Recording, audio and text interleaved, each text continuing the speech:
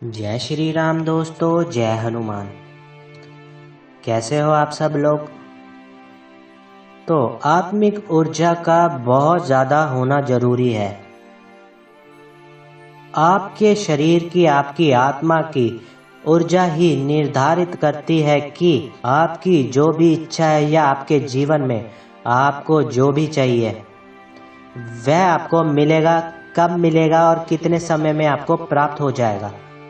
क्योंकि जब आपकी आत्मिक ऊर्जा ब्रह्मांड ऊर्जा से कनेक्ट हो जाती है ना, तो आपकी इच्छाएं पूर्ण होने लग जाती है, इच्छाएं पूर्ण होनी शुरू हो जाती है।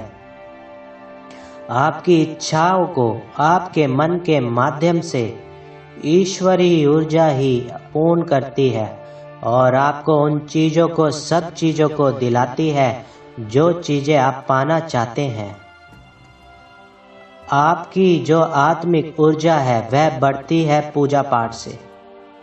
जब आप पूजा पाठ मंत्र आदि करते हैं या ऐसे स्थान पर जाते हैं जो स्थान किसी की तपोभूमि है, जो स्थान किसी सिद्ध का स्थान है या कोई महात्मा का स्थान है या कोई सिद्ध पीठ स्थान है, वहाँ जाने से आपकी आध्यात्मिक ऊर्जा में उन्नति शुरू हो जाती है। आपकी आध्यात्मिक ऊर्जा जो है ना, वो बढ़नी शुरू हो जाती है। आपकी आध्यात्मिक ऊर्जा आपके इष्ट देव की पूजा पाठ और मंत्र जाप करने से बढ़ती है। इष्ट देव कौन होते हैं? जिन देवता को देखकर आपके मन में एक भाव उत्पन्न हो, उनको देखकर आपकी आंखों में आंसू आ जाए, उनको टकाटक देखने का मन हो, उनको निहारने का मन हो, उनके चरणों में पड़ने का मन हो और आपको ऐसा लगे कि उनकी मूर्ति, जो उनकी तस्वीर है, वो जीवित है, आपके सामने वो साक्षात खड़े हुए हैं, वही आपके इष्ट देवता होते हैं। चाहे आप किसी अन्य देवी या देवता की कितनी भी पूजा कर लो, कहीं ना कहीं आपके जो इष्ट देव है उनके प्रति आपका आकर्षण, आपका खिंचाव जरूर रहता है। अगर आपको किसी ने आपको बताया है कि आप हनुमान जी की पूजा कीजिए कि और आपके इष्ट भगवान शिव है, तो आप भगवान शिव की पूजा कभी भी नहीं छोड़ सकते। भगवान शिव सदैव आपके हृदय में वास करेंगे। सदैव उनके नाम का, उनके मंत्र के नाम का स्मरण आप करते रहेंगे। आप किसी भी मुसीबत में हो, आप किसी भी परेशानी में हो, भगवान शिव का नाम आपके मुख में जरूर निकलेगा, क्योंकि वह आपके इष्ट है। आप किसी भी मुसीबत में हो, किसी भी परेशानी में हो, भगवान शिव का नाम आपके मुख से जरूर निकलेगा, क्योंकि वो आपके इष्ट है। इष्ट जन्म से ही निर्धारित होते हैं। आप एक या दो अन्य किसी देवी देवताओं की भी पूजा कर सकते हैं। कई लोग ये पूछते हैं कि गुरुजी, मेरे इष्ट हनुमान जी है, पर मैं भगवान शिव, माता दुर्गा की पूजा करता हूँ, तो इसमें क्या इनकी पूजा नहीं करनी? आप कर सकते हैं। आपकी श्रद्धा अन्य देवताओं में हो सकती है। आपके पितृ कुल देवी और कुल देवता में हो सकती है, उनकी सेवा आप कर सकते हैं। पर जो आपके इष्ट जो है, उनका जो डायरेक्ट संबंध है आपके कुंडली से होता है। जो आपकी कुंडली होती है उससे आपका डायरेक्ट संबंध होता है और वही इष्ट देव आपके भाग्य को चमकाते हैं। आपके भाग्य में जो भी कुछ मिलता है आपको, वह आपके इष्ट देव की कृपा के कारण ही मिलता है। इसलिए कभी भी इष्ट देव को नहीं छोड़ना चाहिए। उनकी लगातार पूजा अर्चना, उनका नियंत्रण मंत्र जाप से ही आपको सिद्धि प्राप्त होगी। जब आप पूजा पाठ करते हैं मंत्र जाप करते हैं तो धीरे धीरे आत्मिक ऊर्जा आपके शरीर में उत्पन्न होनी शुरू हो जाती है।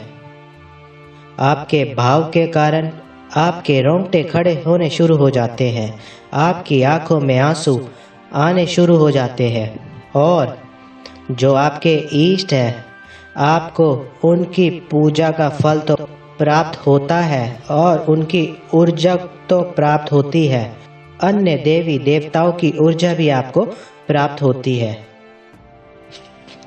आप उनसे भी संपर्क साध सकते हैं, उनकी भी सवारी ले सकते हैं। जैसे कई लोग जो माता काली की उपासक है उनके ऊपर भैरव बाबा की भी सवारी आती है। तो ये ऊर्जा का खेल होता है जो आपके अंदर इतनी मात्रा में धीरे धीरे इकट्ठी होनी शुरू हो जाती है। इष्ट वो होते हैं जो आपके सर्वप्रिय होते हैं, जिनको देखकर आपका भाव जगे, जिनको टकाटक देखने का मन हो, जिनके चरणों को निहारने का मन हो, जिनके मुखमंडल का तेज आपको प्रभावित करे और उनको देखने का मन हो जब भी आप किसी मुसीबत में हो, उनका नाम उनके मुख से अपने आप निकले। जब आपके शरीर में पर्याप्त मात्रा में ऊर्जा होती है तभी आपको आपके इष्ट देव के अनुभव होते हैं। हर किसी को एकदम नहीं होते। जब धीरे धीरे पूजा पाठ आप करते हैं तो एक ऐसा समय आता है पर्याप्त मात्रा में ऊर्जा आपके शरीर में, आपके आत्मा में उत्पन्न हो जाती है।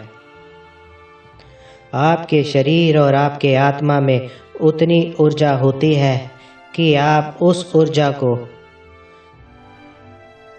ऊर्जा के बल पर आप उन संकेतों को समझ सके, ईश्वरी तत्वों को महसूस कर सके, उनके शक्ति को महसूस कर सके। जैसे जब आपके शरीर में पर्याप्त मात्रा में ऊर्जा होती है तो आत्मा से परमात्मा की तरफ आपका मिलन होना शुरू हो जाता है। आपके शरीर में भक्ति का बीज रोपण हो जाता है और धीरे धीरे वृक्ष बनने की कगार पर होता है। आपके दीपक में जो पूजा का फूल होता है, पूजा का जो दीपक होता है ना, उसमें फूल बनना शुरू हो जाता है और ये फूल आपके इष्ट देव के अस्त्र शस्त्र उनकी छवि के हिसाब से बनता है।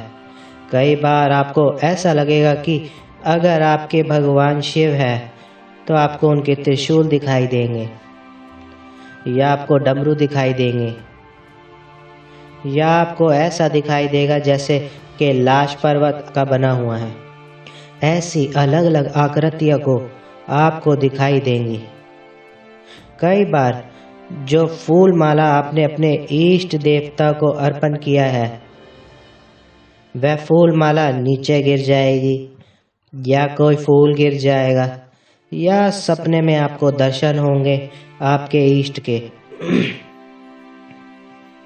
आपका जो आज्ञा चक्र जहाँ त्रिनेत्र होता है वहाँ आपको चुभन दर्द महसूस होगा और जो आपका आज्ञा चक्र है वह खुलने की कगार पे होगा। आपका जो त्रिनेत्र है, दिव्य दृष्टि है, वह खुलने की कगार पर होगी और हाँ, आपको मीठा मीठा दर्द रहेगा। चाहे कितनी भी मेडिसिन ले लो आप, चाहे सिर दबा लो या आप मालिश कर लो, आपको दर्द रहेगा। पर वो जो दर्द है ना, जब आपकी दिव्य दृष्टि खुल जाती है ना तो वो अपने आप खत्म हो जाती है। मंत्र जाप जब आप करोगे, मंत्र जाप से आपको धीरे धीरे नींद आएगी, उबासी आएगी, शरीर आगे पीछे हिलने शुरू होगा, आपकी आंखों में वो तेज आ जाएगा कि आप किसी व्यक्ति को भी आप अगर देख रहे हो ना तो वह आपकी तरफ आकर्षित होना शुरू हो जाएगा। देवी देवता की जो ऊर्जा है ना वो आपको प्राप्त होनी शुरू हो जाएगी। आपको आपके आज्ञा चक्र पे 2 सेकंड 3 सेकंड में दर्शन होंगे, उनके जरूर होंगे। और आपके साथ आपको ऐसा महसूस होगा कि कोई तो शक्ति है जो आपके साथ चल रही है, कोई तो ऐसी शक्ति है जो आपकी मदद कर रही है। आप जब अकेले रहते हैं तो आपके साथ कोई ना कोई शक्ति ऐसी होती है जो आपको अकेलापन महसूस नहीं होने देती। साथ ही आपके कानों में सोते समय नाक, शंख, घड़ियां, घंटियों की आवाज आपको सुनाई देगी। हो सकता है कोई मंत्र आपको सुनाई दे। आपको एक अलग ही खुशबू का आनंद आएगा। वो खुशबू सदैव आपके साथ रहेगी। आप घर पर है, बाहर है, वो खुशबू आपको महसूस होगी। वो खुशबू एक दिव्य खुशबू होगी जो पहले कभी आपने महसूस नहीं की। और वह खुशबू आपको जब आएगी ना तो आप मंत्रमुग्ध हो जाएंगे। साथ ही प्राकृतिक चीजें आपको सपने में दिखाई देगी। कभी झरने, कभी पहाड़, कभी कैलाश पर्वत, इस प्रकार से प्राकृतिक चीजें आपको दिखाई देंगी। कई बार आपको कई पशु दिखाई देंगे।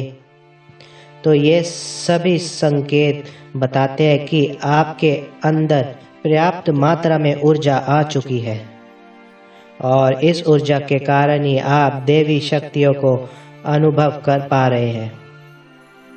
इस समय पर आपको अपनी पूजा पाठ बढ़ा देनी चाहिए, मंत्र जाप बढ़ा देना चाहिए और ईश्वर को धन्यवाद करना चाहिए कि उन्होंने आपको अपनी सेवा के लिए चुना है और सदैव उनके नाम का गुणगान आपको करना चाहिए। मुझे आशा है कि ये जानकारी आपको पसंद आई होगी। अगर वीडियो अच्छी लगे तो वीडियो को लाइक कीजिए और सब्सक्राइब कीजिए मेरे चैनल को। जय श्री राम दोस्तों, जय हनुमान।